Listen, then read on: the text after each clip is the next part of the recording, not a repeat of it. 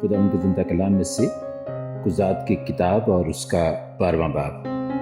تب افرائیم کے لوگ جمع ہو کر شمال کی طرف گئے اور افتاح سے کہنے لگے کہ جب تو بنی امون سے جنگ کرنے کو گیا تو ہم کو ساتھ چلنے کو کیوں نہ بلوایا؟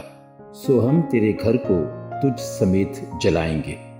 افتاح نے ان کو جواب دیا کہ میرا اور میرے لوگوں کا بڑا جھگڑا بنی امون کے ساتھ ہو رہا تھا، اور جب میں نے تم کو بلوایا تو تم نے ان کے ہاتھ سے مجھے نہ بچایا، اور جب میں نے یہ دیکھا کہ تم مجھے نہیں بچاتے تو میں نے اپنی جان ہتھیلی پر رکھی اور بنی امون کے مقابلہ کو چلا، اور خداوند نے ان کو میرے ہاتھ میں کر دیا۔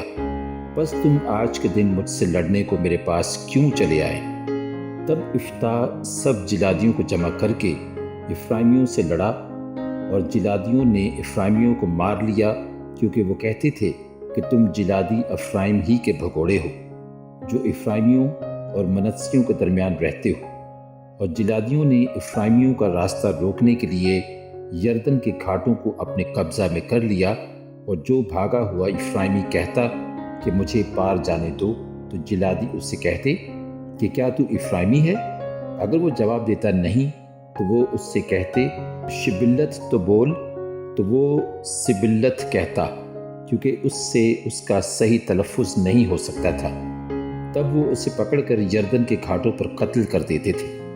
سو اس وقت 42,000 افرائیمی قتل ہوئے، اور افتاح 6 برس تک بنی اسرائیل کا قاضی رہا۔ پھر جلادی افتاح نے وفات پائی اور جلاد کے شہروں میں سے ایک میں دفن ہوا۔ اس کے بعد بیت لحمی ابسان اسرائیلیوں کا قاضی ہوا۔ اس کے 30 بیٹے تھے، اور 30 بیٹیاں اس نے باہر بیاہ دیں، اور باہر سے اپنے بیٹوں کے لیے 30 بیٹیاں لے آیا۔ وہ 7 برس تک اسرائیلیوں کا قاضی رہا، اور ابسان مر گیا اور بیت لحم میں دفن ہوا۔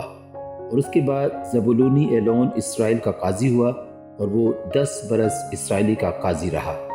اور زبولونی ایلون مر گیا اور ایالون میں جو زبولون کے ملک میں ہے دفن ہوا۔ اس کے بعد فیراتونی ہلیل کا بیٹا عبدون اسرائیل کا قاضی ہوا، اور اس کے 40 بیٹے اور 30 پوتے تھے، جو 70 جوان گدھوں پر سوار ہوتے تھے، اور وہ 8 برس اسرائیلیوں کا قاضی رہا۔ اور فیراتونی ہلیل کا بیٹا عبدون مر گیا اور امالیکیوں کے کوہستانی علاقہ میں فیراتون میں جو افرائیم کے ملک میں ہے دفن ہوا۔ پاک کلام کے پڑھے اور سنے جانے پر خداوند کی خاص برکت ہو، آمین۔